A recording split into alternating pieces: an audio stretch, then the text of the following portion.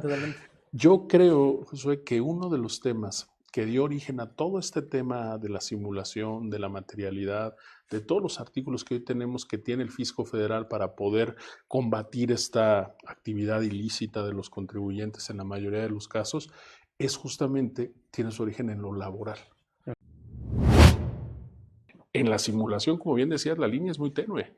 Porque si yo estoy simulando un acto, que ya quedamos cómo lo definimos, como hacer creer o hacer pasar un acto como con una determinada apariencia, cuando en realidad no lo es, eso es lo que castiga el fisco, que tú me quieras engañar con. Todo esto hubo empresas que lo cuestionaron a la Corte, cuestionaron la constitucionalidad del artículo 69B. Y me acuerdo que la resolución se dio por ahí de 2016, si no mal recuerdo. Okay. Y la Corte lo que dijo es que este artículo era constitucional o es constitucional. Yo me acuerdo que por ahí algunas empresas me buscaron por una cuestión de convicción personal, no tomé esos asuntos, porque en realidad había un problema que tenían ellas de fondo, pero yo sí siempre dije, oigan, para mí solamente este artículo se puede declarar inconstitucional por una razón, el tema de retroactividad.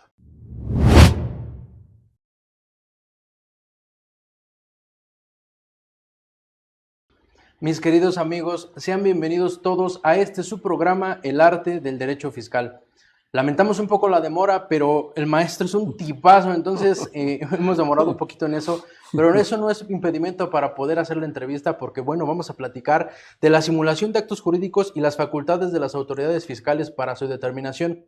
Para lo cual invité al maestro Juvenal Lobato Díaz, a quien de corazón le agradezco que esté en nuestro canal. Maestro, muchas gracias por estar aquí. Juvenal, muchas gracias por estar aquí. Encantado de la vida. Muy bien, pues vamos a empezar porque tiene mucho que decirnos, hay tanto que ver, hay tanto que analizar y bueno, vamos a comenzar porque si no, el tiempo siempre nos gana. A ver, a mí me gustaría que nos platicaras primero. Sí, por favor. Si te parece bien. Sí. ¿Qué deberíamos entender por un acto jurídico simulado, pero desde el punto de vista del derecho común? Antes de irnos a lo fiscal, ¿no? O sea, si me lo pudieras aterrizar desde la parte del derecho común, para después irnos poco a poco a la parte fiscal. Claro, José, con mucho gusto. A ver, bueno, primero que nada, muchas gracias por la invitación. Agradecerle ahí también a las personas que hicieron posible tener el contacto, a mi querido ahí amigo Luis Curiel y otras personas, muchas gracias. Y a ver, José, mira, bueno, primero es un tema, desde luego, que de suma actualidad. Sí. Yo creo que la autoridad fiscal lo que ha querido hacer en los últimos años, y digo en los últimos años a partir del sexenio anterior, es decir, de que ahora tenemos este gobierno de este movimiento que se hace llamar de carácter político que intenta transformar el país, pero que curiosamente pues no ha habido aparentemente muchos cambios en materia fiscal, porque pues una de sus premisas es que no va a haber más impuestos, claro, y que no se van a aumentar los existentes. Sin embargo, hubo 3 años, 2019, 2020 y 2021, que por lo menos yo creo que fueron 500 reformas, 500 reformas que impactaron por lo menos a 300, 500 artículos de las leyes fiscales. Tan solo el último año, de 2021 para 2022, recuerdo que alguien daba ese dato, toda la reforma o toda esa miscelánea que nos plantearon, prácticamente llevaba reformas a 200 artículos, en ley de IVA, ley del ISR, código fiscal. Entonces, considerando este contexto, Josué, yo creo que el tema que hoy nos ocupa, que es la simulación de actos jurídicos, pues tiene varias vertientes, ¿no? Platicábamos un poquito antes de entrar aquí en vivo y te decía yo que para mí había ciertos actos que ahorita comentaremos, ciertos hechos en particular que daban origen a todo lo que hoy tenemos como materialidad, como el famoso 69B, 69 bis, cláusula antiilusión, razón de negocio, etcétera, que ahorita trataremos de estructurar y de irle dando sentido. Pero para poder hablar de esto, y la verdad es que cuando me decías esta pregunta, pues me parecía fundamental porque yo incluso se los digo a mis alumnos, el derecho civil es el derecho que toma como base o que tiene, el que sirve de base básicamente para todo el derecho, ¿no? Okay. Alguna vez me decían que un profesor de la Escuela Libre de Derecho decía que el derecho fiscal era derecho civil de segundo piso. Okay. Es decir, ¿por qué? Porque si no conoces el derecho civil, no vas a terminar de entender el derecho fiscal. Y me parece que esta figura, pues es una de las que lo dibuja muy bien. Okay. Si nosotros vamos, Josué, al artículo, y es el único artículo creo que voy a mencionar, o otros 2 o 3 nada más, al 2180 del Código Civil Federal, vamos a encontrar ahí las bases de lo que significa un acto simulado. Okay. El Código Civil desde 1928 nos dice qué es un acto simulado en general. Okay. Y ahí donde encontramos básicamente lo que nos dice es que se trata de una declaración o de una manifestación de las partes o en un acto jurídico o de las personas que intentan darle una apariencia de real a algo que no es cierto. Claro. O sea, si pudiéramos poner de ser muy simplistas es, yo estoy haciendo algo que le trato de dar una característica o una apariencia de real cuando en los hechos no lo es. Okay. O bien, que eso es lo que algunos llaman esta simulación absoluta. Okay. Oye, yo hice algo que en realidad no sucedió. Okay. Esa simulación, esa forma de tratar de engañar a alguien es lo que en el derecho civil se castiga. Okay. O la otra, que le llaman algunos ahí relativa, que es, oye, no es que no se haya realizado, sino que sí se hizo, pero tenía otra finalidad. Y voy a poner muy rápido un par de ejemplos quizá para ilustrar esto. En el primer caso es, oye, yo lo que hice, yo digo que celebré un contrato de compraventa y pues la realidad es que no lo celebré, lo hice para engañar a alguien. A lo mejor para no pagarle, si yo tenía una deuda con una persona y me quiere cobrar y dice, oye, pues es que tú tienes tu casa y si no te la voy a embargar. Entonces yo me volteo con mi primo y le digo, oye, ¿por qué no simulamos una compraventa? La realidad es que la compraventa no se dio. Al final del día estoy yo tratando de engañar a un tercero. De hecho, en el ámbito del derecho civil, este tema de la simulación de los actos jurídicos está en el capítulo que se refiere al impacto del incumplimiento de obligaciones de terceros o con terceros. Entonces, yo lo que hago es, oye, yo te debo a ti, Josué, pero pues voy con mi primo y le digo, oye, vamos a simular que celebramos una compraventa de mi casa para que no me la venga a embargar Josué. Entonces, claramente, ¿qué estoy haciendo? Estoy haciendo aparecer una compraventa cuando en realidad no es. Claro. Y no se celebró el acto. Eso es lo que algunos dirían que es la absoluta, ¿no? O sea, engañar o tratar de, en realidad, decir que se hizo algo cuando en los hechos no se hizo. Okay. Y la otra, que es en el ámbito del derecho civil, que es la relativa, que dice, oye, no es que no se haya realizado, es que fue otra cosa la que se hizo. Okay. ¿Cuál podría ser un ejemplo? En el caso de una donación que la trato de disfrazar de una verdadera compraventa. Okay. Oye, pues sí hubo una transmisión de dominio del bien, pero yo digo que fue una donación para evitar que me cobren impuestos, por ejemplo. Ya después entraremos a más detalle, pero hago esa donación cuando en realidad digo lo que yo quería, celebro, este contrato, hago esta donación y después voy y volteo y digo, ¿qué crees? Fue una compraventa. Entonces, el hecho sí se realizó, sí hubo la transmisión de la propiedad, pero no fue como se dio. Entonces, en términos generales, esos conceptos, Josué, son bien importantes porque a partir de ahí nosotros vamos a conocer cuál es la finalidad de hacerlos, por qué simulo actos jurídicos. Y justamente uno de los temas importantes es, la realidad es que muchas personas simulan actos, ¿para qué? Para lograr un objetivo ilícito, normalmente.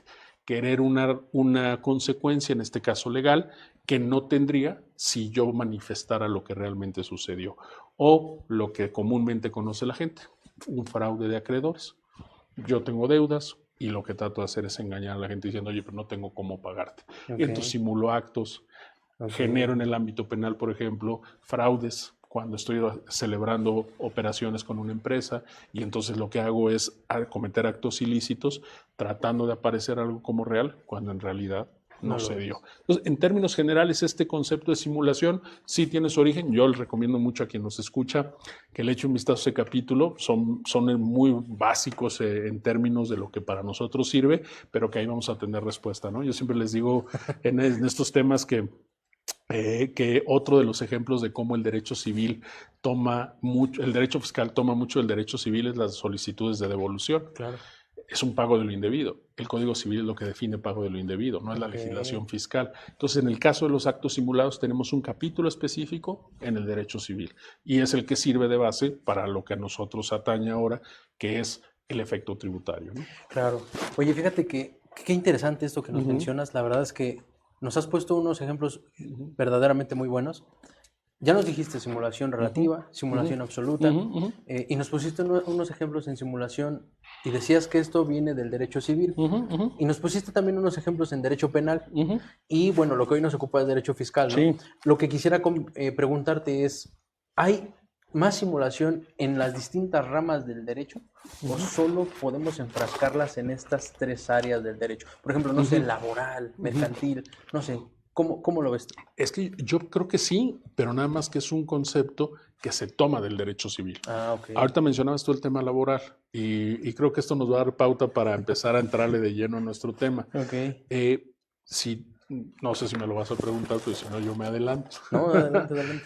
Yo creo, Josué, que uno de los temas que dio origen a todo este tema de la simulación, de la materialidad, de todos los artículos que hoy tenemos que tiene el Fisco Federal para poder combatir esta actividad ilícita de los contribuyentes en la mayoría de los casos, es justamente, tiene su origen en lo laboral.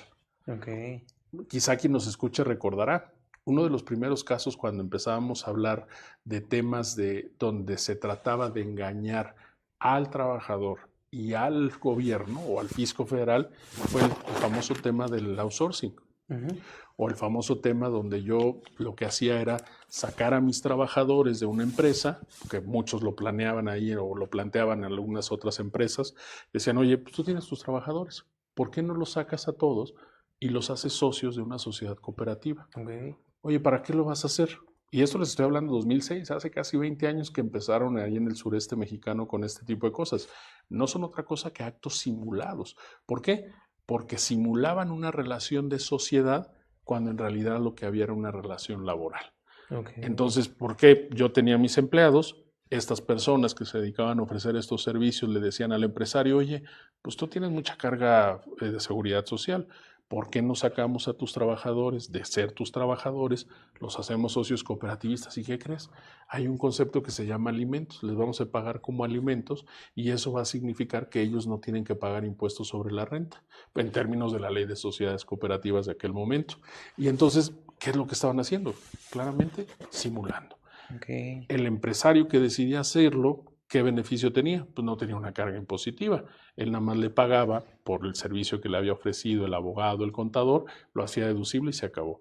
Los trabajadores que decían, oye, pues que no me cobren impuesto de la renta es muy bueno, pero el problema es que ellos van a tener un problema después. Cuando quieran jubilarse, pensionarse, no tenían una relación laboral. Entonces, regresando un poco a tu pregunta con este ejemplo que ahorita quizá regresemos es, ¿se puede dar la simulación en otras áreas del derecho? Sí. ¿Cómo se retoman los elementos del derecho civil? Sí. En algunas otras áreas tiene un matiz particular. Decías tú lo mercantil, fraude de acreedores. Yo simulo actos para no cumplir con mis obligaciones. Claro. En materia penal hay un fraude, el delito de fraude. ¿no? Claro. Y no se diga en materia fiscal, ¿no? Que es que justo sí, de la hecho, que... justo es al que ya quiero meterme porque nos va a abarcar Sí. un montón de tiempo. ¿Cómo podríamos entender entonces la simulación, pero ya aterrizándolo en materia tributaria? ¿Qué sería la simulación tributaria? Mira, yo tratando de ponerlo de manera muy sencilla, tuve un maestro que me gustaba mucho y a quienes sean estudiantes les recomiendo mucho su libro, el maestro Gutiérrez y González. Tiene un libro que se llama Derecho a las Obligaciones. Y repasando un poco esto después de tu invitación, agarré mi libro de hace ya muchos años y me gustó cómo empezaba la definición que daba el maestro Gutiérrez de que era un acto simulado. Y él decía que era una conducta, que es una conducta humana. Y pues sí, si tuviéramos que empezar a definirlo, sí. Yo lo que diría para ya nuestra materia es que es una conducta o son las conductas de los contribuyentes que hacen parecer actos como si fueran reales cuando en los hechos no lo son. Claro. Si tuviéramos que dar, creo yo, una definición muy simple de eso, sería ese, y esto abarcaría esa primera simulación que veíamos del derecho civil, absoluta, ¿no? Yo trato de hacer aparecer como real un acto, regresemos a mi ejemplo de los trabajadores, son socios cooperativistas, cuando en realidad no lo son, cuando en realidad son trabajadores de la empresa que yo los saqué para ponerlos en una sociedad cooperativa y con ello tener un beneficio, ¿no? Entonces, es esta conducta, son estas conductas de los contribuyentes que intentan hacer parecer frente al fisco federal un acto que en realidad no se realizó o si se realizó fue con otra consecuencia, que no era la que originalmente se buscaba. Y es aquí donde pues se destapa todo, ¿no? Oye, ok, bien. Y por ejemplo, la simulación tributaria sería entonces sinónimo de evasión fiscal? Porque Ujú. ves que Sí, existen sí, sí. estos términos de evasión fiscal y Ujú. elusión fiscal, ¿no? ¿Cómo podríamos entenderlo y sobre todo esa delgada línea que existe en la Sí. diferencia de estas figuras, ¿no? ¿Cómo A lo ver, ves? bueno, empiezo por la primera parte que me decías. A ver, la simulación fiscal, perdón, sí, la simulación fiscal es un delito. Ok, Tiene las dos vertientes tradicionales en materia fiscal, la vertiente administrativa y la vertiente penal. ok, O sea, una conducta que realizamos como la que describía puede tener una consecuencia administrativa, un crédito fiscal por no haber pagado impuestos, etcétera. En el ejemplo otra vez que estamos aquí hablando ahorita que ya me agarré de él, pues qué consecuencia hay que yo no tengo, oculté una relación laboral haciéndola pasar como una relación de sociedad de mis trabajadores. ¿A quién estoy perjudicando? Sí, a los trabajadores, pero también estoy perjudicando al gobierno porque no le estoy pagando impuestos sobre la claro, renta por los claro. salarios que se están dando, ¿no?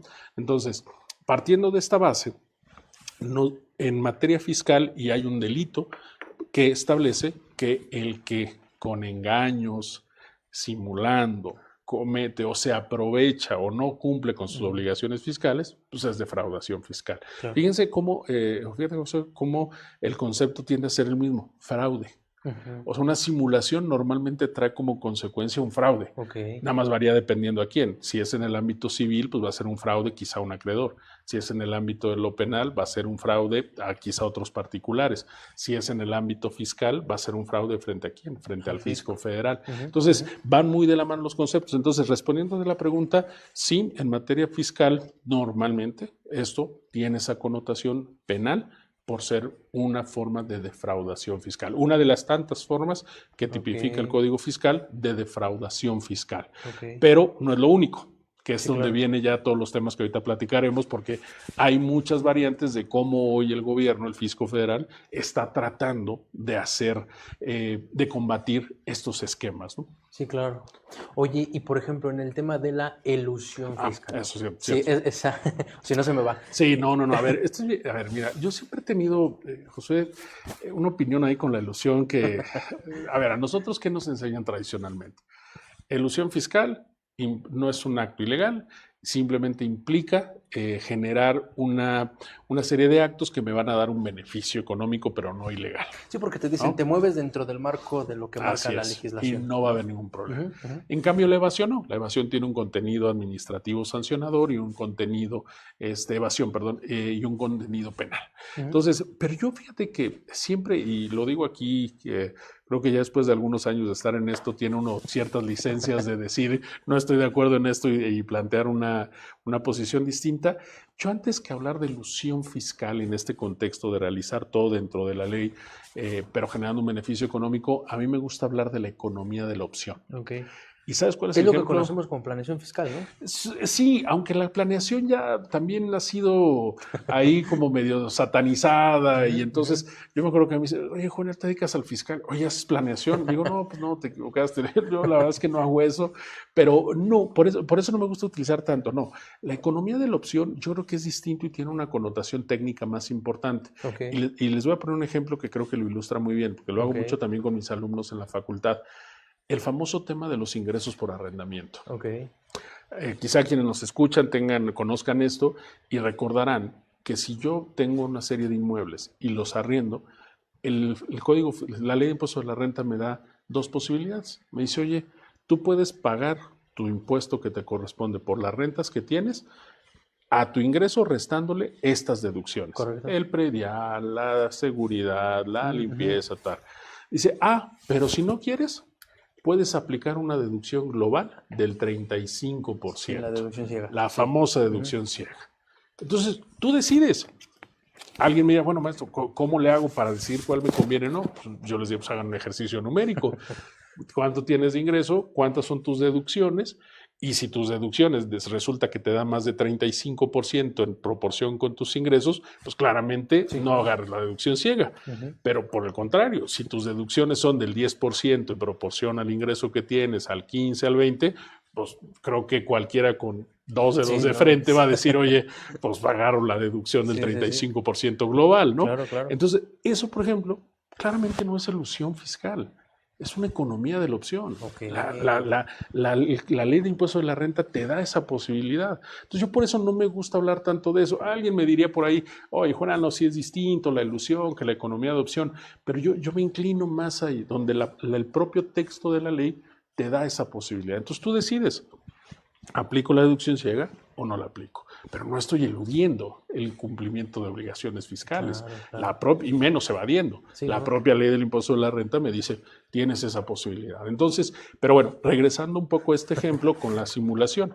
A ver, en la simulación, como bien decías, la línea es muy tenue.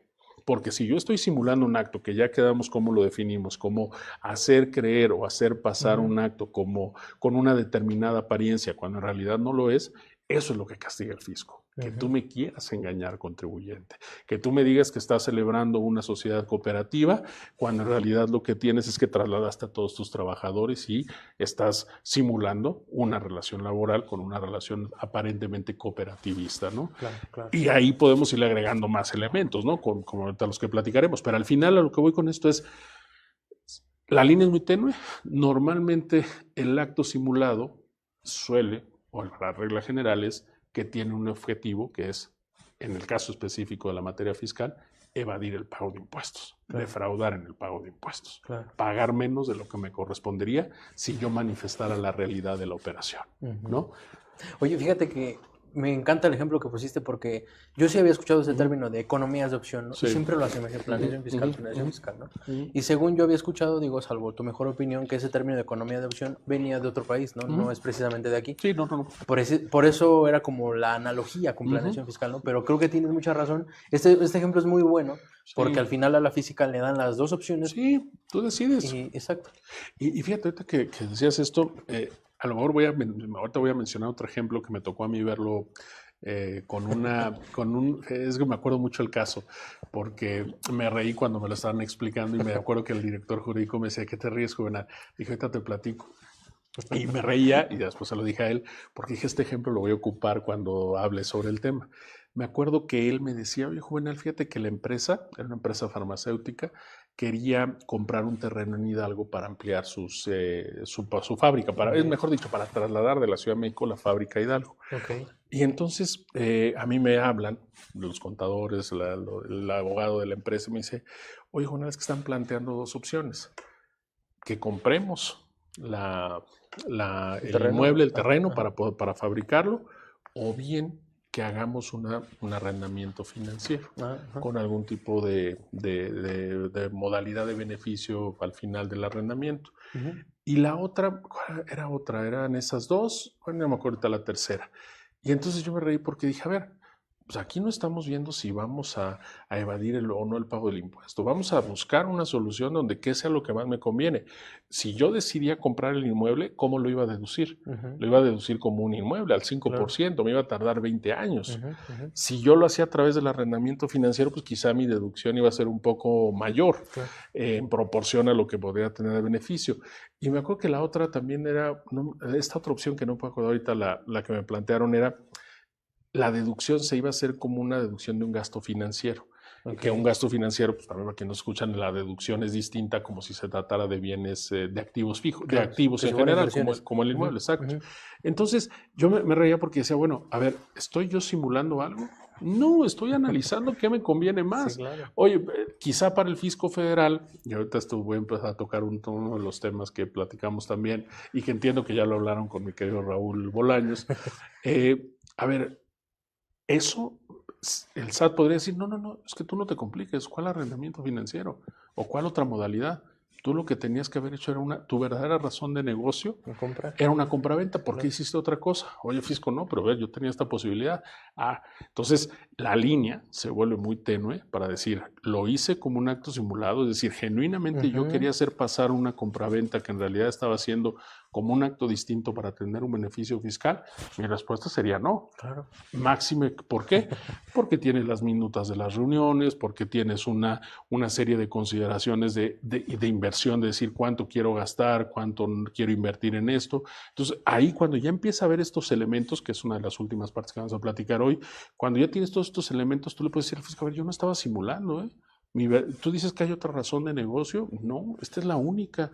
Y yo decido si lo compro, si me lo donan, si me lo aporta. Ya me acordé, era una aportación de un socio. Aportación de un socio. A ver, pues yo lo voy a analizar. Yo no estoy buscando algo para evadir el pago de impuestos, estoy buscando la mejor opción para mí. Entonces, pero sí, la línea termina por ser muy delgada. Entonces, aquí lo que yo diría es, tengamos mucho cuidado en las operaciones que realizamos, pero sobre todo documentemos todo, ¿no? Claro. Ya llegando un poquito Sí. hacia la parte final que seguramente llegaremos, documentémoslo, porque eso es lo que nos va a permitir decir, oye, pues eso era lo que yo quería hacer, no lo que tú dices fisco federal, o no lo que tú dices que yo simulé Sí, fisco porque ya federal. cualquier cosa que hagan, simulación. Sí, Simulación. exacto. Y ahí viene lo interesante, ¿no? Sí, sí. ¿Qué herramientas tiene el fisco federal para decir que estoy simulando? Claro. ¿No? El Claro. 5A, que alguien diría, bueno, Juvenal no es simulación, es un tema de razón de negocio. 42B, 69B. O sea, Sí. ya los elementos del SAT, las herramientas son muchas. Sí, que justo era otra pregunta que te iba a hacer. Porque, ¿qué medidas ha utilizado las autoridades fiscales para tratar de combatir estos actos simulados? Quiero pensar en unos son estos, el 69B, por Sí, ejemplo. claro.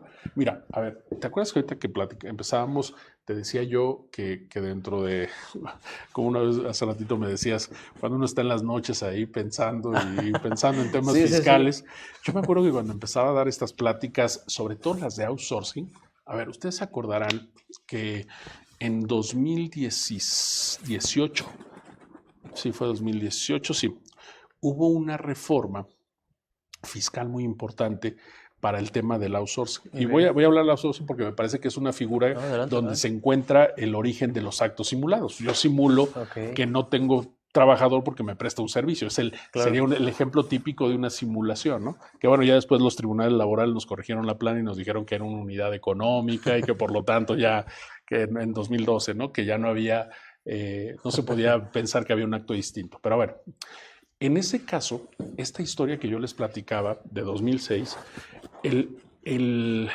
primer ámbito del derecho que se ocupa de este tipo de simulaciones, donde se constituyen empresas cooperativas, sociedades cooperativas, donde se busca que estos trabajadores tengan un beneficio para que también el patrón no pague impuestos, que se combinen en esas planeaciones fiscales que vendían, es la ley del Seguro Social. La ley del Seguro Social en 2009 es de las primeras que se reforma para decir, a ver, espérame, no, esto en realidad es una relación laboral y tú me la estás haciendo ver como algo distinto.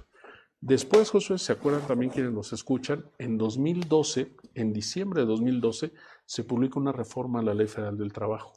Si se acuerdan por ahí algunos, era el artículo 15, 15A, etcétera, donde decía, oye, si tú trasladas a todos tus trabajadores, no va a surtir efectos ese traslado de trabajadores. ¿Por qué? Pues porque claramente está simulando la relación laboral. Y entonces con eso se empezaron a tratar de tener elementos la autoridad para decir, oye, tú no vas con este esquema de outsourcing o de tercerización de personal, no me vas a evitar el pago de las cuotas de seguridad social y el impuesto, ¿no? Claro. Y luego vino en 2015, cuando viene el primer tema fiscal. Dicen que el órgano más sensible del ser humano es el bolsillo, ¿no? Entonces a lo mejor nadie le hicimos caso al de seguridad social, al laboral. Y en 2015 se reforma el artículo, creo que era el 27, la ley del ISR, y no me acuerdo cuál de la ley del IVA, donde dicen, oye, si tú contratas personal, vas a tener que acreditar que la persona, el contratista, ya pagó su impuesto sobre la renta, que es trabajador de él. Si tú que estás teniendo a ese, porque recordemos que antes de la reforma de 2021, el outsourcing es permitido, es lícito, no tiene ninguna prohibición. Entonces, si tú tienes eso, patrón, nada más, y me dices que no es tu trabajador, sino que te lo está poniendo a disposición otra persona, el famoso, insisto, outsourcing, entonces tú debes cerciorarte, patrón, de que esos trabajadores pagan sus impuestos. Y que que su patrón paga sus cuotas de seguridad social. Y ahí es donde entonces en los contratos se empezó a decirse, si yo subcontrato a una persona para hacer un trabajo contable, fiscal, lo que fuera, entonces yo tengo que cerciorarme que el contratista me dé los datos, la cédula de pago del Seguro Social, la cédula de pago del Infonavit, etc. Y entonces, ¿por qué? Porque si no tienes esos documentos, entonces no va a ser deducible el pago que hiciste. Eso fue 2015-2016. Que perdóname, que sí. mucha gente se quejaba ahí o decía, es que el otro nada más me pasa el pago, ¿no? La línea pagada total, pero tú no sabes si allá adentro ¿Quiénes están? venían Sí, todos venía todo. tus trabajadores. Claro. ¿No? Sí, Y, sí, ese, sí. y para solucionar eso, no sé si se acuerdan también quienes nos escuchan, apareció el famoso aplicativo, Ah, sí. que Sí, nunca sí, sí. funcionó. Ese aplicativo nunca terminó por funcionar. O sea, porque era donde supuestamente las contratistas iban a decir, oye, estos son los trabajadores. Y ojo, parece que lo estoy enfocando mucho a outsourcing, pero ese es el ejemplo típico de una simulación, Sí, porque claro. se trata Claro, de claro. disfrazar una relación laboral de otra para no pagar impuestos. Claro, Entonces, por claro. eso lo menciono. Y vino, yo creo que una de las más importantes. En 2018, si fue 18, viene el tema de las retenciones. Okay. Si tú, contribuyente, recibes a trabajadores o persona que te pone a tu disposición, ¿qué crees? Le tienes que hacer una retención. Tú, al que le estás pagando, tu contribuyente, creo que era del 5%, Sí, empezaban 4%, 5 o 10%. sí, ¿No? por ahí sí. ¿Y por qué lo hizo el fisco? Porque dijo, pues por lo menos yo ya me di cuenta que lo que están evadiendo en el pago de impuestos es justamente el IVA, porque quienes me proveían a ese personal, pues el IVA ya no lo enteraban al fisco federal. Entonces, ¿qué dice el fisco? Oye, vía retención, ¿tú qué pagas? Haces la retención, me la enteras, ¿y qué crees? Si no haces la retención, no es deducible el pago que le estás haciendo. Y yo me acuerdo que ahí tuve unos clientes, como 2 o 3, que me dijeron, oye, Juvenal, pues analizamos mis contratos de proveedores, ¿no? ¿Ponen a disposición personal a mí o no? El primer tema era eso, evaluar si te lo ponían o no. Y ya después, bueno, concluimos con la reforma en materia de subcontratación, que se prohíbe la subcontratación laboral. Sí. Pero antes de eso, y por eso, regresando un poco a lo que me planteabas, al final del día, esta historia que les platico, que les recapitulo, me parece que es uno de los primeros elementos que empezó a buscar la autoridad para acabar con esta simulación de estos actos. Reforma a la ley del Seguro Social, reforma a la ley del trabajo, reforma a la ley del impuesto de la renta y a la ley del IVA, reforma al Código Fiscal, etcétera. O sea, ya empezaron a tratar de decir, ¿cómo voy a acabar con esto? Claro. Y por eso digo yo que el outsourcing es el primer ejemplo el típico caso de los simulados. Ya después, paralelo, pues tuvimos el tema famoso en 2014 de las empresas factureras, ¿no? De los llamados EFOS y de los llamados CEROS. Es empresas que facturan operaciones simuladas y empresas que deducen operaciones simuladas. Dejando esta historia, digamos, de lado que les acabo de plantear, que, insisto, me parece que es muy importante para entender lo que hoy estamos viviendo, pues sin duda el segundo movimiento, el segundo elemento jurídico que el legislador le dio al fisco federal fue el artículo 69B. O sea, yo no tengo la menor duda que esa fue la finalidad. Que ahí, bueno, ahorita platicaremos más, pero tiene también un contexto que ha dado pauta a llegar a otro 69, que es el 69 bis, y a otros temas como el del 5A y el del 49B, ¿no? Sí, fíjate que qué interesante. Entonces, yo no lo había visto así, pero tienes mucha razón con esta de la reforma de la subcontratación. No había visto, pero es el mejor ejemplo para poder ilustrar la simulación, ¿no? Claro. Y bueno, obviamente aterrizándolo en la materia fiscal.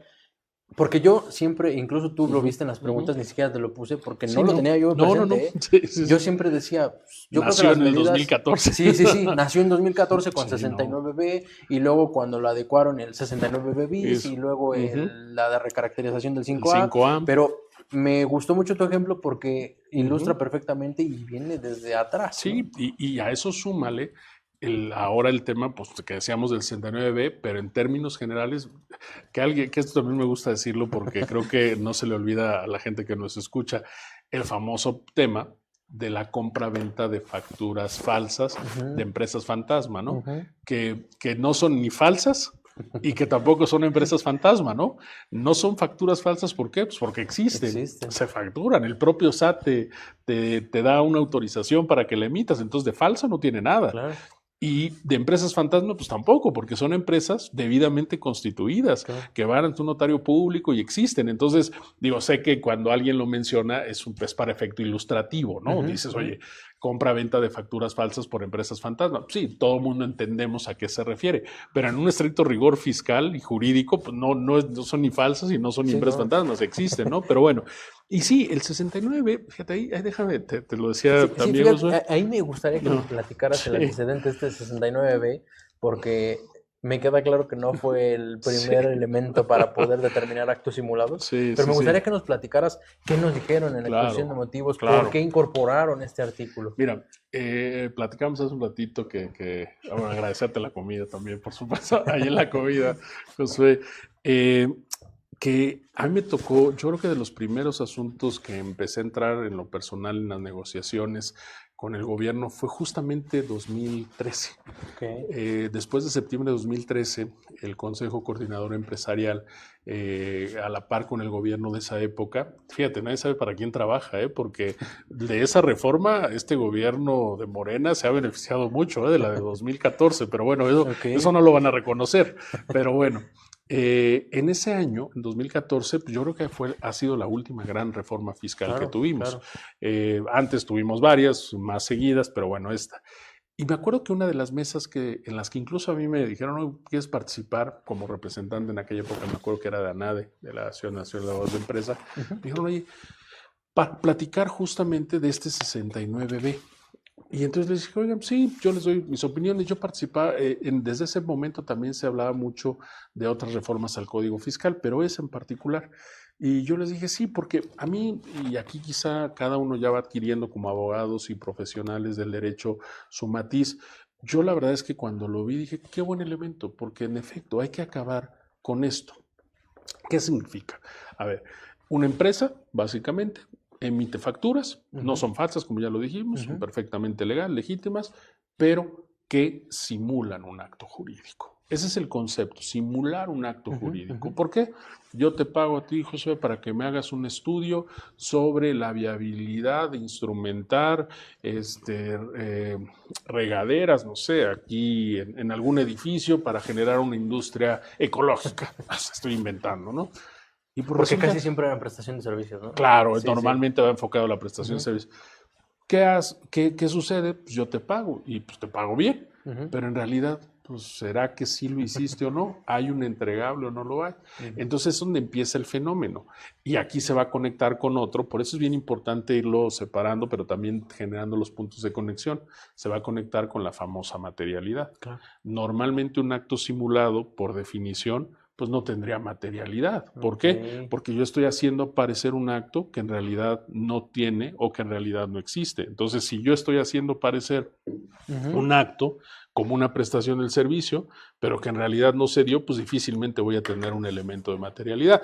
Digo, ya los defraudadores se han ido sofisticando y bueno, no se diga con el gobierno, ¿no? Que dicen, oye, contrataban a una empresa, le pagaban y resulta que había un despacho dedicado a hacer los entregables, ¿no? A hacer tal. O sea, al final del día también se han ido perfeccionando los esquemas, ¿no? Sí, porque justo era una pregunta que te iba a hacer, me la ganaste, no pasa nada, que sí te iba a decir, oye, ¿un acto simulado se puede mostrar su materialidad? Ya nos dijiste que no. Difícilmente, Pero claro. muchas empresas, como bien dices, te vendían el servicio así de, Así es. Y te doy los entregables, ¿no? Para que puedas sustentar eso. Y la respuesta no es tan absoluta. O sea, yo decía no en términos generales, pero a ver, van a buscar hacerlo. Claro. Ahí es donde vienen las facultades de la autoridad. ¿Son suficientes los elementos que me estás dando para generar esa convicción?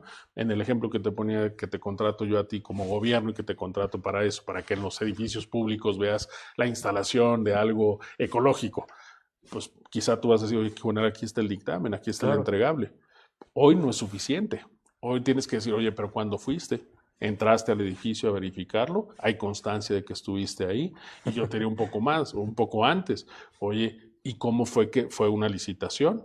¿Quién la ganó? ¿Por qué se ganó? ¿Fue una adjudicación directa? ¿Qué elementos tienes para soportarlo? Entonces, regresando un poco al tema del 69B, recordemos entonces que se detectó una problemática muy fuerte donde existía el intercambio o la expedición de comprobantes fiscales digitales, FDIs, facturas coloquialmente dicho, que técnicamente no amparaba ningún servicio, ¿no? Estas empresas tampoco existían, no tenían la infraestructura, esas empresas, que ese era el otro elemento, personal, etcétera. Y entonces, ¿qué era lo que decías? Oye, pues yo te pagué X millones de pesos. Y fíjense qué paradójico, ¿eh? Donde más se dio fue en el gobierno.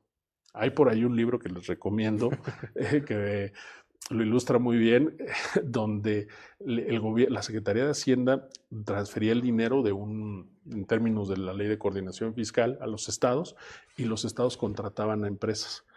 y resulta que hay un tema de fraude electoral muy importante. El libro se llama La Viuda Negra, por ahí léanlo. Es un libro de investigación de unos periodistas de investigación famosos ahorita, que son muy buenos, pero ahí era un poco el esquema. ¿Qué hacían?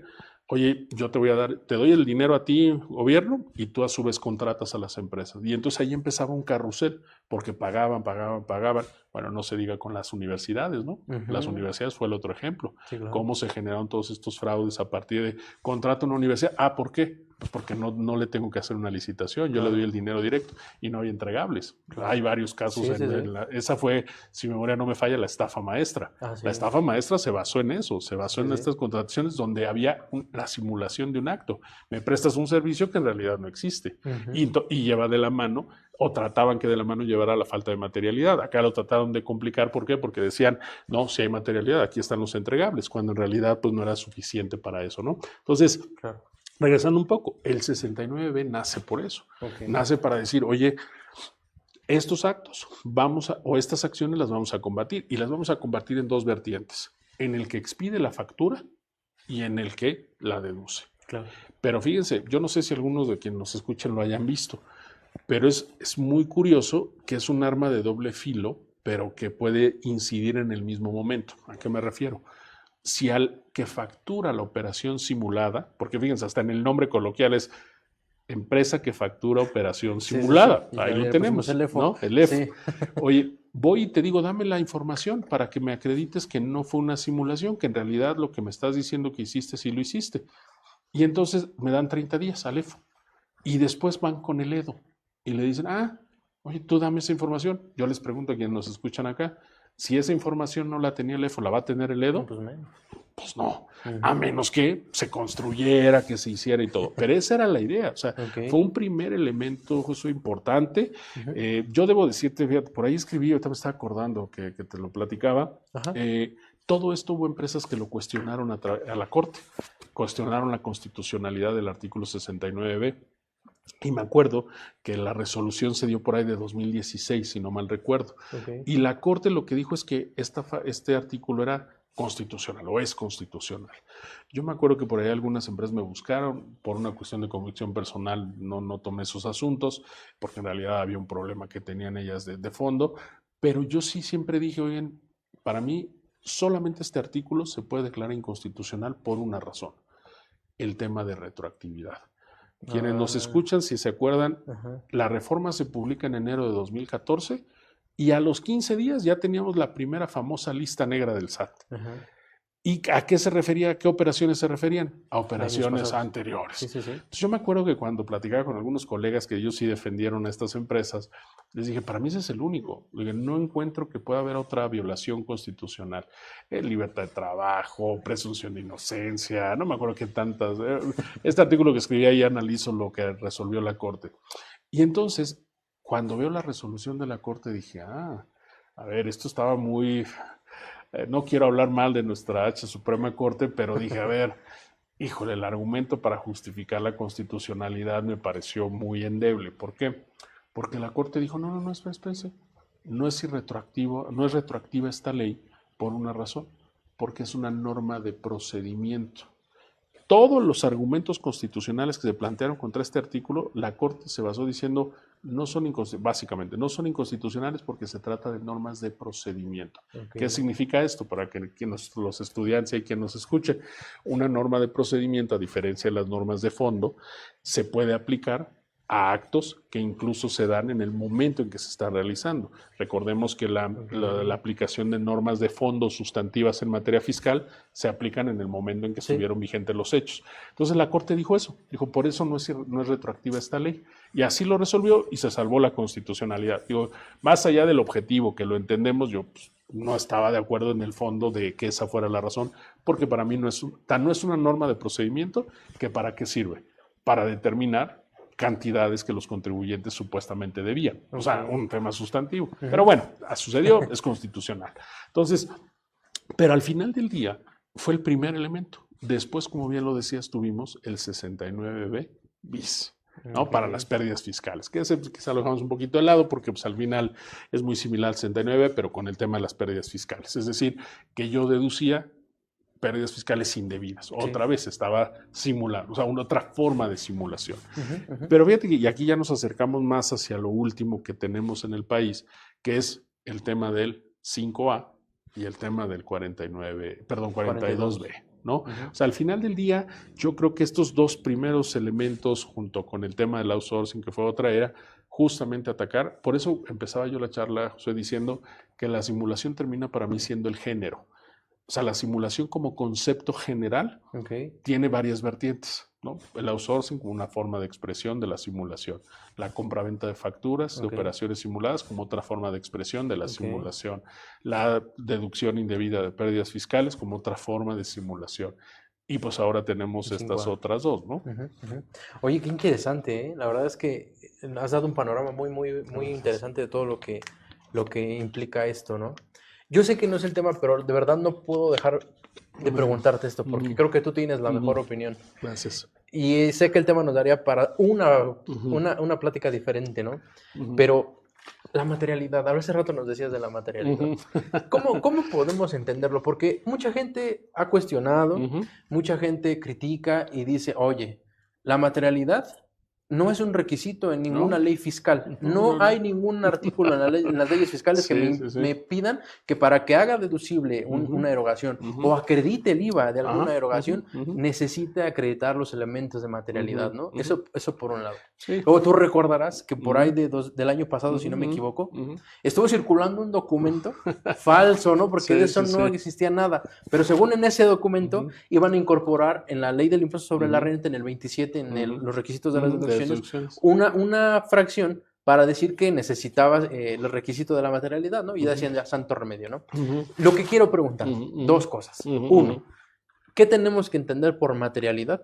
Y dos, ¿cuál es tu postura o cómo ves tú la ausencia de definición o la ausencia de este requisito en las leyes fiscales? De acuerdo, a ver, empiezo por esta, pues ¿qué es esta última? A ver, bueno, la definición de materialidad. A ver, sí, en efecto, pero fíjense cómo en esta historia que les acabo de platicar o de recapitular, porque no es que yo me la haya inventado, sino simplemente recapitulo lo que he visto en estos últimos años, es la simulación tiene de suyo una presunción. Es decir, si yo estoy simulando algo es porque no existe. Claro. Y si no existe, en términos ya de materialidad hablando, es porque no tiene materialidad. Claro. O sea, ese silogismo es muy simple y muy contundente. Entonces, si nosotros lo vemos así, por supuesto que la materialidad tiene que ver con la simulación de actos. Claro. Cada que el SAT me requiere de contratos, de documentos y todo, ¿qué es lo que está buscando?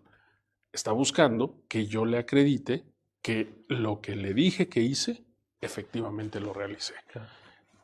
Dicho de otra manera o en sentido negativo, está buscando o lo que quiere encontrar es que yo haya simulado un acto y que no tenga todos los elementos para poderlo probar. ¿Y eso qué va a significar? Pues normalmente una defraudación fiscal. Claro. Entonces, la materialidad pienso que es un concepto, desde luego, vinculado con la simulación. Entonces, la menuda, me costaría trabajo pensar en un elemento o una exigencia de materialidad que no llevara implícita la simulación. No así de bote pronto. ¿Por qué? Porque otra vez, volvemos, oye, si yo compré un libro, pues dime dónde está el libro, ¿no? Sí, claro. Oye, si yo contraté la prestación de un servicio, pues dime dónde está el servicio, dime dónde está el entregable. Claro. Si yo no puedo acreditar eso, es porque se trata de un acto simulado, claro, que no podría yo acreditar materialidad. Yo voy a poder acreditar materialidad para acreditar ¿qué? Para acreditar que se hizo lo que yo le manifesté al fisco que existe. ¿Y qué voy a tener como consecuencia de eso? Que el fisco no me va a decir que simulé. El fisco tendrá que reconocer que lo que yo hice se lo estoy probando y aquí está. Entonces, si lo vemos para mí desde esa perspectiva. Perdóname, sí. Entonces aquí en esto que dices, la carga de la prueba le corresponde entonces al contribuyente. En principio sí, claro.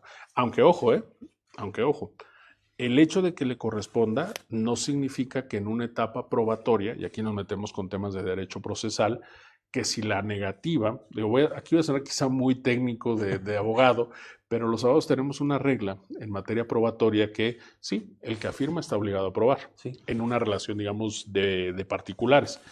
Pero cuando la afirmación, y por lo tanto si yo lo niego no estoy obligado a probar, claro, pero si esa negativa implica una afirmación, o sea que yo estoy diciendo, oye, es que no hice una compraventa, Entonces, ¿qué hiciste? Ah, pues una donación. Pues entonces me acreditas la donación. Un poco esa negativa mía de yo no hice esto, pero sí hice lo otro, es a lo que se refiere la regla procesal. Okay. Pero bueno, al final, en esta consideración, recordemos que la relación jurídico-tributaria es una relación distinta, es con el gobierno.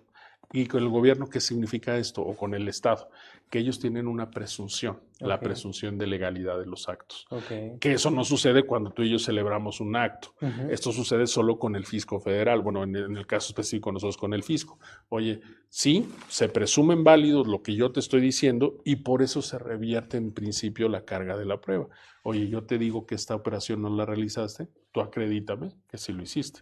Porque si estuviéramos en una relación a la par con otro particular, pues no, oye, yo no te puedo... Si tú dices que yo lo hice, pues entonces pruébamelo. Claro. Pero acá el fisco parte de esta presunción de validez de sus actos. Oye, te lo desconozco. Ya ha habido pues, se ha tratado como de que el SAT también, más que él pruebe, que reconozca las pruebas que los particulares ofrecen o la existencia de las pruebas que él mismo tiene de los particulares. Pero regresando al punto, sí, en principio es una carga de la prueba de nosotros, por eso es importante documentar todo. Yo te decía hace un momento, oye, celebré un contrato para una prestación de un servicio. ¿Cómo acredito materialidad? Hoy en día yo lo que les recomiendo a mis clientes es, oye, desde que pediste la cotización del servicio, desde que intercambiaste los correos electrónicos para ver si aceptabas o no aceptabas, eso van a ser elementos probatorios que te van a permitir decirle al SAT, oye, a mí no me digas que yo no contraté a Josué, aquí están los correos, aquí está su cotización, aquí está el contrato firmado, aquí están los entregables, aquí están las revisiones que hacíamos cada mes, aquí está el finiquito del contrato, por decir algo, aquí están todos esos elementos. Entonces, pero sí es ahí recomendable. Alguien diría, bueno, pero si no es mi obligación, Juvenal, ¿por qué lo voy a hacer? De acuerdo, pero el tema es, ¿queremos evitarnos problemas o no? Si yo puedo tener todos esos elementos, pues yo los voy a manifestar. Entonces, ahí es donde yo sí pienso que es muy importante para los contribuyentes que más allá de la carga burocrática que esto significa o corporativa en el sentido de tener todo esto, pues que lo tengamos, porque la realidad, si no lo tenemos, vamos a tener problemas con el fisco federal, ¿no? Claro. Fíjate, con mis interrupciones y no, por favor, siempre te pregunto, pero es que dices tantas cosas que quisiera preguntarte tanto. No, bro, es que nos ha pasado, y seguramente tú lo sabes mejor que yo, en la práctica que las pruebas que le ofreces al fisco no son suficientes. Y desafortunadamente no tiene como un listado, ¿no? De que te diga, a ver, para que tú acredites materialidad necesitas esto, esto, y santo remedio, ¿no?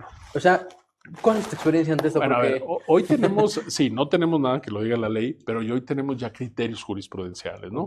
Ya hay por ahí elementos que nos permiten decir, oye, pues a ver las fotos, pero sí es un problema, fotos, correos, etcétera, pero sí es un problema. Déjenme les platico de un caso ahorita en tribunales de una empresa que pidió devolución de IVA.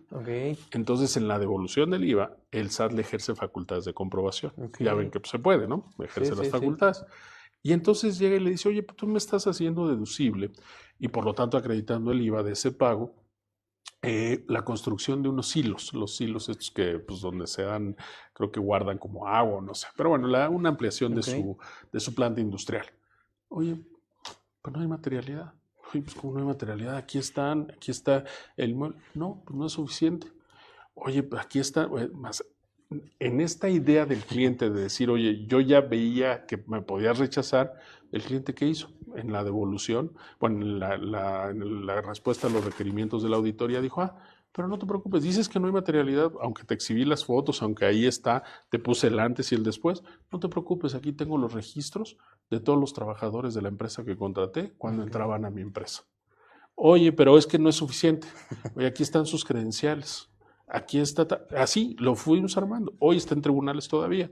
Yo lo que le decía al cliente es, oye, trata de tener pues, la mayor parte de elementos que permitan justamente acreditar que sí lo hiciste. No hay un listado, yo te diría, por una razón. Pues porque no sería aplicable a todos los casos. Cada caso va a ser distinto.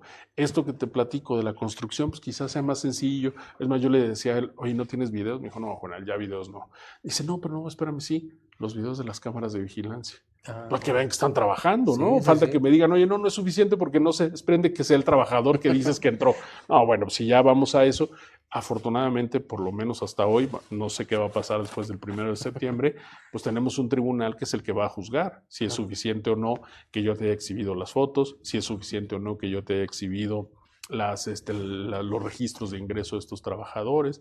O sea, me acuerdo, fíjate, ahorita que te decía de este asunto, que decía, pedían que se acreditara que esos trabajadores que venían a laborar, que exhibieran las constancias de situación, los pagos de IMSS de esos trabajadores. Okay. Y entonces, pues obviamente, pues exhibieron los pagos que hacían, que no sería el necesario, pero bueno, los pagos del IMSS de la empresa constructora que contrató mi cliente. Dijo, oye, pues aquí están los trabajadores y aquí están sus pagos de IMSS. Pues no, el SAT rechazó porque dijo, no, es que deben ser trabajadores tuyos. Oye, espérame, pues porque te estoy diciendo que son trabajadores de la empresa constructora. Yo no me dedico a la construcción, yo me dedico a otra farmacéutica, yo no me dedico a eso. Dijo, no, obviamente, pues en la demanda le digo al tribunal, oye, tribunal, pues resulta que dice que no son suficientes estos porque acreditan la relación laboral con el proveedor y dice que tendrían que acreditar la relación laboral con el cliente, con el contribuyente. Yo espero que un juez sensato diga, pues sí, no puedes pedirle porque no son trabajadores de él, son trabajadores de la que contrató, ¿no? Claro, entonces, sí, no hay ese listado, creo que esa es la razón, pero también creo que ya tenemos elementos jurisprudenciales, Josué, que son los que nos van a ayudar, ¿no? Ahora, se va construyendo este bagaje jurisprudencial. Claro. Oye, y platícame entonces lo que te preguntaba. Sí. ¿Cuál es tu postura respecto de que no vienen las leyes fiscales? Mira, a ver, yo ahí sí, y creo que esta respuesta no va a ser muy del agrado de algunos de mis colegas, pero, a ver, estoy de acuerdo. En un estricto rigor no viene. De eso no voy a decir otra cosa que no sea cierto. Es decir, ahí está. No viene este reclamo, pero la construcción del requerimiento me parece que viene justamente de lo que estamos hablando, de la simulación. Es decir, no tenemos una fracción del 27 que diga se debe acreditar materialidad, pero sí tenemos un artículo del propio Código Fiscal que habla sobre los servicios que yo estoy contratando, las deducciones que yo estoy haciendo. Si no tuviéramos, o si la autoridad no nos exigiera este requisito, bueno, no requisito, este concepto de materialidad, pues entonces todos haríamos deducible lo que fuera. O sea, ¿a qué me refiero? Que para mí, desde tratándose de un gasto que puede ser deducible, de suyo lleva el requerimiento de materialidad. Claro. ¿A qué me refiero? Si yo voy a hacer deducible la compra de un libro, pues mínimo debo tener el libro, ¿no? O sea, me parece que nadie nos cuestionaríamos que lo debemos tener si yo quiero hacer la deducción de esta compilación de leyes. Y oye, pero es que no viene en el Código Fiscal que yo debo acreditar que ese libro lo tengo. Pues no, claramente no va a venir ese requisito. Claro. Pero oye, si yo voy a hacer deducible la compra-venta de un automóvil, pues creo que mínimamente debo tener el automóvil, ¿no? Claro. Oye, es que nada más me vendieron la factura y no tengo el automóvil. Pero es que la ley fiscal no me pide el requisito de materialidad. Pues es que no te lo va a pedir porque se asume que lo debes tener. Claro. Ahora, creo que esto se ha llevado al extremo por parte del SAT. Pruebas insuficientes, no todo lo que yo le ofrezco le da esa misma validez, pero yo sí creo que el requisito de materialidad viene de suyo cuando yo voy a hacer un gasto deducible. O sea, ahí es para mí donde digo, creo que no es muy simpática, muy de acuerdo, muchos, sí, yo lo sé, pero es que si no, no lo entendería de esa manera. O sea, se construye. Ahora, que ya no lo pongan, está bien, que lo pongan. Me parece que eso no va a cambiar en nada, ¿no? No conozco un solo precedente que se haya declarado un crédito fiscal inválido porque en el requisito de materialidad no esté en la ley. No, ahorita yo no conozco ninguno. Si alguien de los que nos está diciendo que me eduque y me diga, oye, no, Juanel, aquí está, yo gané porque dije que no había el requisito de materialidad, bueno, pues que me diga, ¿no? Y con mucho gusto lo vemos. Pero es que va de suyo. Y otra vez, no va a haber un listado. ¿Por qué? Pues porque son tantos los gastos que pueden eventualmente ser deducibles para un contribuyente dependiendo de su actividad, que por supuesto la ley fiscal no lo va a prever. Entonces, si lo incorporan, me parece que daría certeza, seguridad jurídica, sí. Si no lo incorporan como hoy, me parece que va de la mano con ese requisito. Por eso los elementos de prueba de cualquier tipo de gasto que yo quiera hacer deducible se vuelven muy importantes, ¿no? Claro. Entonces, con esta postura, Juvenal, en donde ya viene como implícito eso, ¿no? Porque se entendería que pues, si erogaste en un libro, como tú nos decías, pues está el libro, ¿no? Sí. Pero ves que en 2024, en la segunda modificación a la miscelánea, si no me equivoco, incorporaron un criterio no vinculativo donde pues pedían prácticamente la materialidad, sobre todo en prestación de servicios. Sí. ¿Ese criterio también estaría un poco de más? Mira, a ver, yo creo que ha sido un juego, como dicen por ahí, la burra no era arisca, ¿no? La hicieron a palos. Sí, y yo claro. creo que, a ver, también dicen por ahí que se inventa la ley, se inventa la trampa, ¿no? O se busca evadir. Y bueno, nosotros tenemos el caso. Acuérdense qué fue lo que trató de evitar este tema de la digitalización de las facturas. Evitar Santo Domingo, ¿no? Porque ¿qué era lo que hacían los contribuyentes antes? Antes no te pedían la factura electrónica, iban y la compraban en Santo Domingo. Entonces, ¿qué fue lo que hizo el fisco? Oye, no, pues yo tengo que acabar con eso. ¿Cómo voy a acabar con eso? Pues voy a pedir, yo voy a timbrar las facturas y yo voy a hacerlo. Acuérdense de los famosos impresores autorizados por ahí que llegaron a existir. Y los impresores autorizados decían que sacaban folios de otras empresas y después los vendían, ¿no? Y como te enterabas, pues había casos en los que no. Entonces, ¿aquí qué sucedió con esto? Pues bueno, al final del día se encontró que el fisco o el legislador modifica y dice, oye, ahora yo lo que voy a hacer es que no va a ser suficiente con que tengas impresa una factura, sino vas a dármela digitalmente y yo te la voy a sellar. Está bien.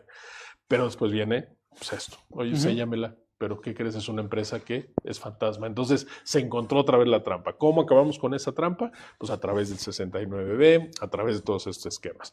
Ahora, el hecho de que nosotros tengamos estos elementos para poder establecer o para poder generar una tranquilidad en el contribuyente, pues se reduce otra vez a las pruebas. Oye, ten todos estos elementos para que no tengas ningún problema en cuanto a una posible auditoría, ¿no? Porque esos elementos del SAT, pues te los va a estar pidiendo todo el tiempo, ¿no? Claro. Entonces ahí es donde lo vería.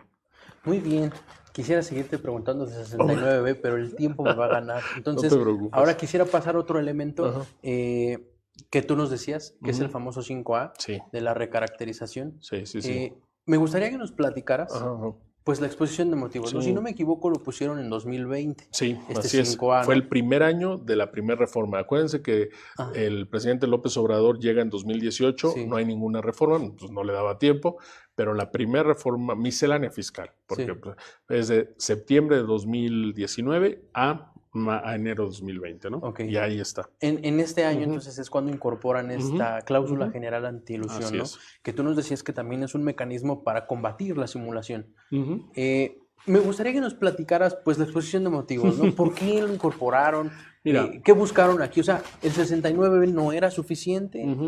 ¿Cómo lo ves tú? Bueno, a ver, en principio, por la forma de plantearlo, en efecto, no era suficiente, porque además el 69 va muy enfocado a una cosa, que es justamente los comprobantes fiscales apócrifos, ¿no? O sea, eso está enfocado en eso. El 5A, recordemos que la cláusula antielusión o la cláusula antiabuso, como le llaman algunos, que a mí no me gusta llamarle antiabuso porque yo siempre he pensado que un derecho se ejerce y no porque lo ejerza mucho tiempo estoy abusando. Es un derecho y lo ejerzo, ¿no? Pero bueno, cláusula antielusión. También es una medida de una tendencia, digamos, internacional, que nosotros en México no teníamos. Y ahí, y déjame decirte, Josué, que me tocó a mí vivirlo muy de cerca en esas negociaciones, me tocó estar como representante de Coparmex en los 3 años que tuvimos estas reformas, 2019-20, 2021 y 21-22, que fueron los 3 años del primer periodo del presidente López Obrador, donde se dieron todas estas propuestas de reforma. Y yo recuerdo que en la negociación con el sector empresarial, bueno, ya no sé si llamarlo negociación porque no se dieron nada, hay que decirlo, ¿no? Pero bueno, esa es otra historia. En esas negociaciones, en esas mesas, se dijo que la vas a incorporar, pero nosotros básicamente nos preocupamos de 2 cosas. Uno era los efectos que querían darles a esta recaracterización de operaciones. ¿Por qué te digo que para mí es una forma de atacar la simulación? Justamente porque lo que hace este 5A, es, y así te lo dice inmediatamente, es recaracterizar una operación. O sea, yo le digo al fisco, yo hice una compraventa fisco hice una donación para ponerlo más que pueda generar impuesto. Hice una donación y tú, fisco, me dices que no, que hice una compraventa. Oye, pues dime, ahora sí, fisco, acredítame que yo efectivamente quería hacer lo que tú dices. Ahora resulta que tú eres el empresario y sabes perfectamente qué es lo que yo estoy pensando hacer. Entonces, nosotros nos preocupamos básicamente por 2 cosas en esa mesa. Uno, que los efectos solamente fueran efectos administrativos y no penales, porque ya se buscaba, porque entonces ahí ya te ibas inmediatamente un tema de defraudación fiscal. Y 2, que quien determinara esa recaracterización de la operación, quien rectificara la simulación que el SAT nos decía que habíamos hecho, porque a eso se reduce. Si le doy la facultad al SAT de recaracterizar, estoy implícitamente aceptando que yo simulé un acto. Claro. Y el SAT, ¿qué va a hacer? Va a decir, no es lo que tú me estás diciendo, es lo que yo te voy a decir. Claro. Y ahí fue donde le dijimos al SAT, oye, pero pues ustedes no son expertos en esto. O sea, ¿cómo van a saber si en lugar de comprar algo lo quiero hacer en un arrendamiento financiero? Pues eso lo decido yo. Claro. Tú no eres empresario, SAT. Y se logró que se incorporara el famoso tema del comité técnico dentro del SAT. Si quienes nos escuchan lo han visto, en el propio artículo 5A se dice que quien realizará la recaracterización o la calificación será un comité integrado por funcionarios del SAT. Sí, ellos mismos, pero al final del día ya no es el auditor, ya no es solito el auditor que está, sino que son varios funcionarios. Y si tú te acuerdas, tiene 2 años que apenas publicaron quiénes son, no tiene tanto. Entonces, ahí es donde viene y la conexión con el siguiente tema del 49B.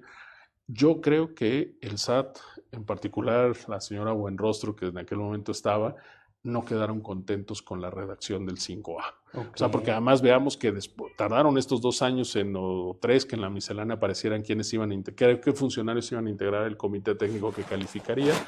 Y hoy también prácticamente no es una facultad que han estado ocupando mucho. ¿Por qué? Porque se les limitó mucho esta calificación, este tema de lo penal. O sea, al final del día, yo creo que ellos dijeron, ¿qué hacemos ahora?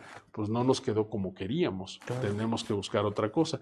Y es ahí, Josué, donde viene, y comento esto nada más del 5A porque, insisto, creo que ahí con mi querido Raúl Bolaños ya lo platicaron a detalle de cómo se desarrolla. Yo hablo conceptualmente de la figura. Sí, pienso que es una forma de combatir la simulación con otros alcances más amplios que desde luego la del 69B por el tema de que ahí va enfocado solo a facturas. Acá estamos hablando de operaciones corporativas, operaciones, actividades económicas de la empresa o de decisiones corporativas que llevan implícito un tema económico.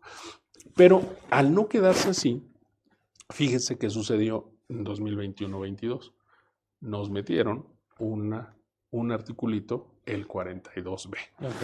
Que si nosotros leemos el 42B al inicio dice, la autoridad fiscal en el ejercicio de sus facultades de comprobación podrá determinar la simulación de actos.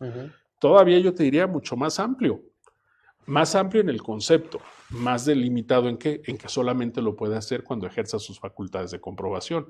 Pero al final, ¿qué significa esto? Que si me hacen a mí una visita domiciliaria y ven que vamos a pensar el mismo caso, la misma operación que pudo haber sido observada como recaracterización, es la misma que me observan en la visita domiciliaria. ¿Qué sucedería? Pues que ya no lo van a hacer por recaracterización, lo van a hacer por el 42B. ¿Por qué? Porque no tienen que convocar al comité técnico, básicamente, lo va a hacer directamente el SAT. En pocas palabras, implica darle la vuelta al propio 5A, que para mí no quedó como que ellos querían que quedara. Entonces, con el 49B dice, pues en ejercicio de mis facultades yo voy a determinar la simulación. ¿Esa simulación en qué va a consistir? Vamos a pensar en este ejemplo que decíamos. Yo hice una donación y el fisco me dice, no, tú querías hacer una compraventa. Si lo hace como recaracterizando, tendría que cumplir con los requisitos del 5A. Si lo hace con el 49B, me va a decir, oye, no, tú dices que celebraste una donación, pero ¿qué crees? Yo creo que la simulaste, en realidad era una compraventa. Y entonces ya le vas a meter menos requisitos que cumpla que los que tenía el 5A. Entonces yo siempre ese 42B sí les dije, le quieren dar la vuelta al 5A, que no salió como originalmente pensaban que iba a salir. Y es otro elemento, ¿para qué? Claramente lo dice el 42B, para determinar la simulación, así lo dice, ¿no? Simulación de actos jurídicos. Una recaracterización lleva también implícito el reconocimiento o la constatación, mejor dicho, de un acto simulado. Si me recaracterizas tu fisco, es porque estás diciendo que yo simulé el acto. Claro. Acá es directamente la facultad de simulación. Y bueno, el 69B no se diga, ¿no? Sí, claro. Oye, entonces, este 42B es el artículo que le da las facultades a las autoridades fiscales para determinar la simulación de actos jurídicos. Sí, así lo dice. Bueno, nada más acordémonos de otra cosa. Dice, porque no estaba antes, ¿no? No estaba antes, claro, no. Y en teoría era innecesario si tenemos el 5A, perdón, sí, 5A, sería innecesario. Pero por eso yo lo que afirmo, y esto sí lo digo yo en lo personal, es le trataron de dar la vuelta. para no cumplir con el 5A, alguien me dirá, no creo, Juvenal, porque son dos figuras distintas, acá es la recaracterización, pero insisto en esto, si a mí el fisco me recaracteriza es porque está diciendo que yo hice un acto simulado, si no, ¿para qué me va a recaracterizar? Y acá, pero ojo, fíjate, se me escapaba este dato importante, en el 42B, también medio mañosos, porque dice, no me digas eso, Juvenal, porque no es así. Dice, facultades de comprobación, si mi memoria no me falla, solo en partes relacionadas. Sí, dice eso. Les digo, Sí, dice pues, eso. a ver, pues tontos no son. ¿Por Sí. qué partes relacionadas? Pues porque saben que ahí es donde se dan la mayor parte de estas operaciones. ¿Por Claro. qué? Porque quizás es donde más fácil puedes mover la definición del acto jurídico que vas a realizar, ¿no? Claro. Pero yo sí creo, a ver, esto que estoy diciendo no me ha tocado verlo todavía en la práctica, o sea, no me ha tocado ver que hagan esta recaracterización en un 5A, no me ha tocado ver que hagan una determinación de simulación en un 49B, aplicando un 49B, pero bueno, yo creo que esa es la labor que ahora van a tener. Y ojo, digo que no me ha tocado verlo, creo que hay una razón para ello, porque están enfocando toda su batería del fisco federal en las famosas facultades de gestión, no en las facultades de comprobación, ¿no? Sí, claro. Yo creo que ya ahora lo van a tener que hacer porque la gallina de los huevos de oro se va a acabar, ¿no? Sí, claro. Y fíjate que te preguntaba esto porque yo llegué a ver, de hecho hay un libro que está coordinado por Giovanni, de inexistencia de operaciones, materialidad, y hay un montón de personas que escribieron ahí. Ese es el de la Academia Mexicana de Ándale, Derecho es Fiscal. ese, Sí. Y una parte, hay un pedazo que escribe el maestro Augusto Fernández Agardi, Querido Augusto. donde pone él, se hace esa cuestión, ¿no? Si el fisco tenía facultades. Pero creo que este libro sale en 2020, por ahí, Sí. así, antes de este 42B. Sí, Entonces, según yo sí. Él analizaba y señalaba, bueno, es que pareciera que las facultades las tiene el Ministerio Público, por así señalarlo, el 2183 del Código Civil. Ya.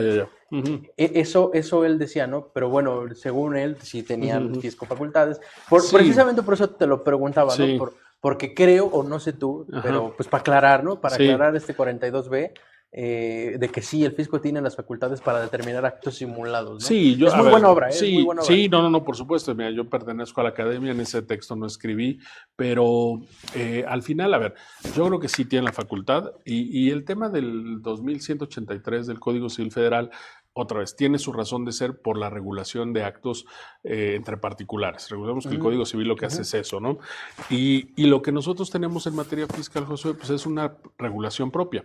Claro. En términos de una clase de introducción al estudio del derecho, diríamos que es una norma especial que deroga una norma general. Claro. Claramente en materia fiscal, me parece que sí tiene la facultad la autoridad fiscal para hacer estas determinaciones de simulación, etcétera. Que fíjate, incluso antes de las propias reformas, si el fisco federal en una auditoría se daba cuenta de que algo no era lo que se había dicho, la simulación siempre ha existido. Está el 108 que decía, el que a través del uso de engaños, etcétera, obtenga un beneficio fiscal indebido, pues claramente también tenía esa sanción. Entonces, yo sí creo que hay la facultad, no la menor, creo que coincide el maestro Fernández Agardi, y lo del Código Civil, pues tiene ese ámbito de aplicación. Nosotros tenemos acá el nuestro, ¿no? Específicamente en materia fiscal. Y sí, lo del 41, te digo que me tocó a mí estar en eso. Yo la verdad es ya al final, en ese último año que tuvimos la reforma, y quizá por un poco de desánimo de mi parte, porque decía un poco en broma y en serio hace un rato, que la negociación, pero la realidad es que fue muy complejo. Nosotros planteamos cosas y fueron muy poquitas las que logramos en su momento como sector empresarial, pero no porque no hiciéramos un esfuerzo, sino porque era verdaderamente complicado que aceptaran una modificación. Yo recuerdo, y no saliendo un poquito del tema, y ahorita regreso a esto, recuerdo mucho el caso, que a quienes sean contadores y nos escuchen no me van a dejar mentir, el tema de cuando les decían que en el dictamen tenían que poner si implicaba o no la posible comisión de un delito, delito en materia fiscal, una determinada actuación. Ese yo lo tengo muy claro y les voy a platicar la anécdota de por qué. Recuerdo que estábamos en la mesa, fue el último año, 2021 para 22, y entonces yo lo había pensado y alguien por ahí me dijo, de los que estábamos ahí en ese equipo del sector empresarial, oye, Juanal, es que esto es un tema de autoincriminación.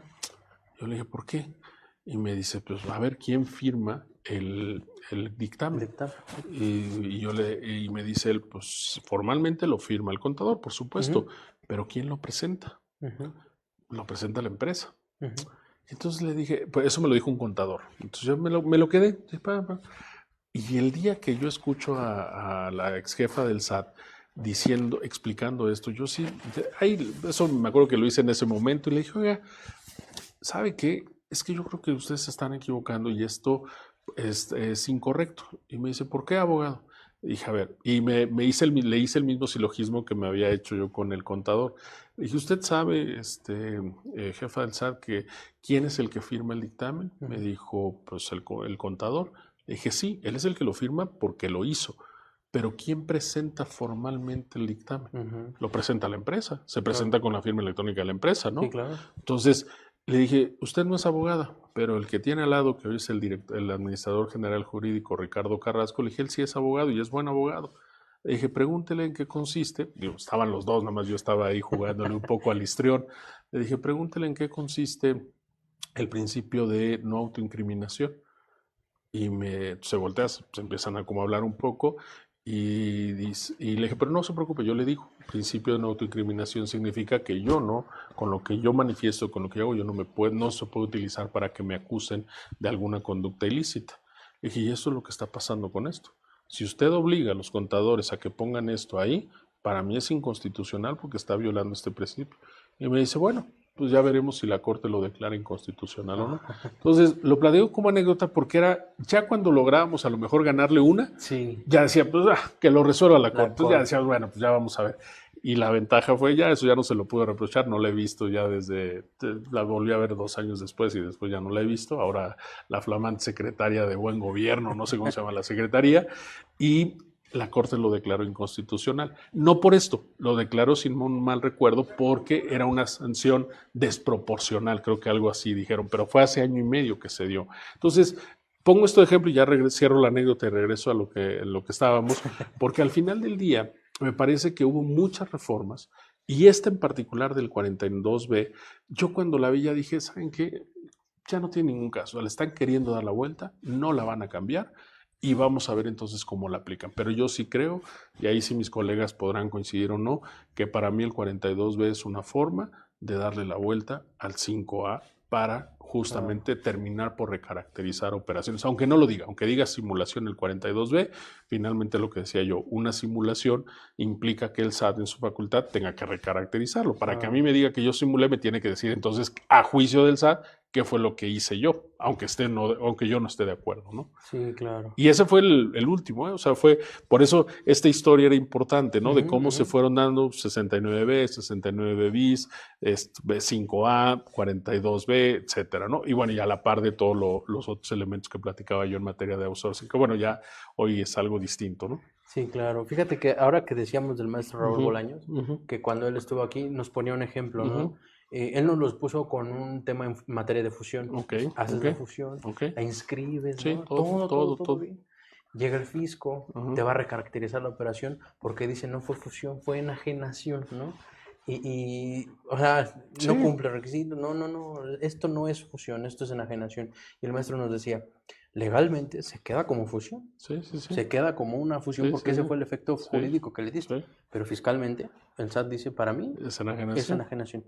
Y así se queda, ¿no? ¿Y qué significaba esto? Una simulación. Claro, o sea, al tener el efecto fiscal, entonces el SAT dijo, está bien, déjalo así. Pero entonces tú simulaste una enajenación cuando en realidad, ¿qué era? Tú simulaste una fusión cuando en realidad para mí SAT era una enajenación, sí, ¿no? Claro. Sí. Por eso lo vinculado. O sea, yo cuando me tocó ver todos estos temas, siempre he tratado de ver como, no nada más como dicen el árbol, ¿no? Sino todo el bosque. Pero sí, claramente, pues eso es hacia lo que va a perseguir el fisco, ¿no? Claro. Oye, la verdad es que he abusado un poco de tu tiempo. No te preocupes. Yo te decía una hora, pero he abusado un poco de tu tiempo. No pasa nada. Me gusta mucho lo que nos dices. Gracias. Yo, como te lo dije, ya sabía quién eras y sé todo el conocimiento que tienes. Gracias. Y me aproveché un poquito de la situación para poder preguntarte mucho. Quisiera seguirte preguntando muchas cosas más, pero el tiempo me ha ganado. Y con lo que quisiera cerrar, Juvenal, es... ¿Cuál sería tu recomendación final? Algo que a lo mejor yo no te pregunté y que tú consideres oportuno platicarle a quienes nos están escuchando. ¿Qué nos puedes decir? Mira, yo creo que la recomendación es siempre una buena asesoría, ¿no? Yo creo que eso yo siempre se los digo a todos Y no significa que vayas y contrates a alguien, puede ser tu mismo equipo. A mí ahora me da un poco de risa y no quiero ofender a nadie de los que se dedica a eso, pero esto del compliance fiscal, ¿no? Yo les digo, pues es que el compliance fiscal no es otra cosa, como su nombre lo indica, que el cumplimiento de mis obligaciones. Claro. Pues si hoy le llamas compliance, pues antes a lo mejor le llamamos auditoría y decíamos, oye, pues revisa y corrige esto. No quiero ofender a nadie. A lo mejor ya habla mi tema Sí, porque hay muchas generacional. empresas que dan ese servicio, Sí, y prestan está ese bien, está bien, servicio. está Sí, bien, sí, está sí. bien. Pero no es otro servicio que hace quien hace compliance, pues revisar si hiciste bien el cumplir tus obligaciones, ¿no? Y Sí, si no claro. lo hiciste, proponer soluciones o procesos, etcétera. Pero bueno, está bien, vamos a hacerlo. Pero lo que yo digo es, cuidemos mucho, sobre todo, Josué, en aquellas operaciones que sabemos de antemano que pueden trascender para devoluciones de IVA, para auditorías por parte de la autoridad. A ver, esto que yo les ponía el ejemplo del cliente, él sabía de antemano que pues, iba a pedir la devolución por las actividades a las que se dedica y fueron tan cuidadosos que dijeron, pues oye, pues los voy a registrar, voy a hacer esto, voy a poner todos estos documentos, que ya para el SAT no fueron suficientes, bueno, ya ese va a ser otro tema que está en litigio, ¿no? Entonces, yo lo que les diría es, identifiquen aquellas operaciones, aquellas actividades, ya sea por su monto, ya sea por su recurrencia, que digan, oye, pues esto quizás si eventualmente me auditan, me pueden observar. ¿Para qué? Para tener un expediente, como dicen los americanos, un file donde tienes todo lo que necesitas para poder acreditar que eso que dices que contrataste lo hiciste, el entregable, las llamadas, las minutas de las reuniones, las llamadas telefónicas, etcétera. Eso se puede hacer. Ahora la tecnología nos da mucho también, por ejemplo, videograbar las llamadas. Claro. O sea, dices, oye, pues, suena muy excesivo. Pues bueno, pues si lo puedes hacer, pues evítate un dolor de cabeza después. Entonces, yo lo que les diría es, en particular con toda esta historia que hemos hecho de la simulación, de los instrumentos que tiene el SAT para acabar con ello, es tengamos como contribuyentes pues todos los elementos en aquellas operaciones que, insisto, por su monto, por su recurrencia, que pensemos que nos puedan observar y tener estos expedientes, estos archivos para que estemos tranquilos. Esa sería yo, digamos, en términos generales, me sale también lo práctico y lo práctico significa pues también decir que si se tienen estos elementos puede ayudar muchísimo a la tranquilidad de los contribuyentes, porque el SAT lo va a seguir haciendo. Yo les ponía ahorita el ejemplo, fue en una facultad de comprobación de una devolución de IVA. Todo esto que está sucediendo. Pero por supuesto puede ser en una facultad de comprobación, puede ser en una recaracterización, puede ser en un 69B. Entonces, esas para mí sería pues la recomendación más importante, ¿no?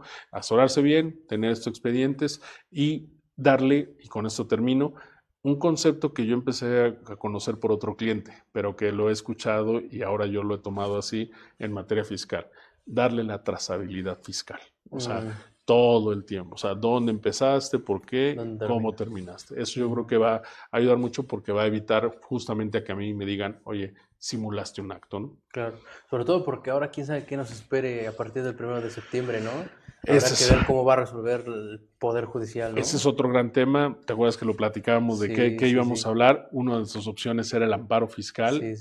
Yo creo que se viene una época oscura. Bueno, ya tenemos una época oscura en materia de amparo fiscal, pero yo creo que se viene una época oscura en el amparo fiscal, no contra leyes, sino en el amparo fiscal contra actos, que es básicamente el amparo directo. Cuando tenemos una liquidación que cuestionamos ante el Tribunal Fiscal, vienen dos reformas importantes, Josué.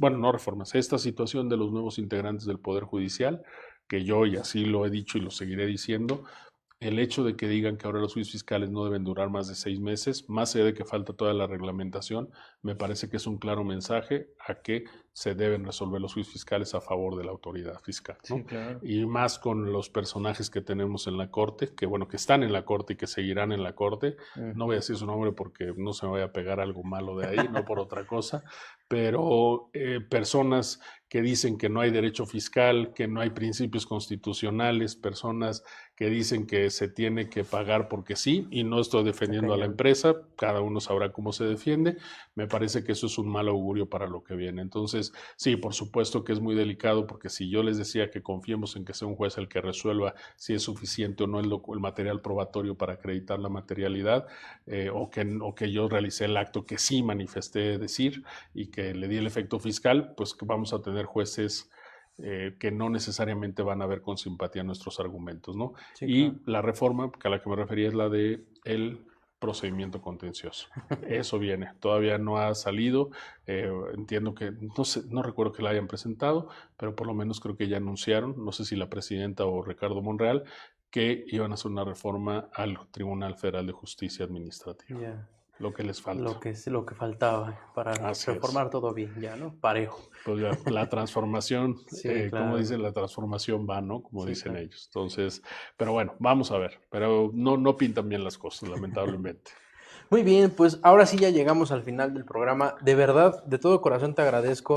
Nosotros nuestra misión es traer a los mejores y sin duda tú nos has ayudado a contribuir con ese cometido.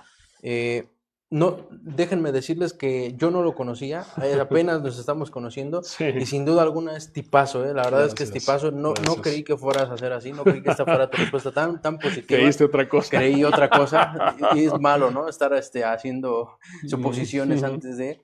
Pero de verdad te agradezco mucho que estés aquí y ojalá que no sea la última vez, ojalá que nos vuelvas a acompañar en alguna otra emisión con súper temas interesantes que sin duda alguna tienes un conocimiento brutal, tremendo. No, hombre, muchas gracias, Josué. Al contrario, agradecerles y sí, agradecer también, decía, las personas que nos contactaron y no, yo feliz. Hablar de derecho, hablar de derecho fiscal, de derecho constitucional, pues es de lo que me fascina hacer y bueno, afortunadamente he tenido la oportunidad de estar en posiciones en las que me ha permitido conocer de manera inmediata todos estos temas. Veremos ahora qué viene. No hay todavía mucha luz sobre si va a haber una miscelánea fiscal o no. Sí, claro. Yo he escuchado que sí, luego hay gente que me dice que no, pero bueno, quizá pueda ser muy similar a lo que sucedió con el presidente López Obrador, donde sí haya por lo menos 2 años donde quieran modificar algunas cosas. Pero no, pues agradecerte al contrario, Josué. No, hombre. Y ya para despedir el programa, Juvenal, tenemos un pequeño reconocimiento para ti. Muchas gracias, qué amable. Lo voy a leer, mira. A ver. Lo tengo por acá.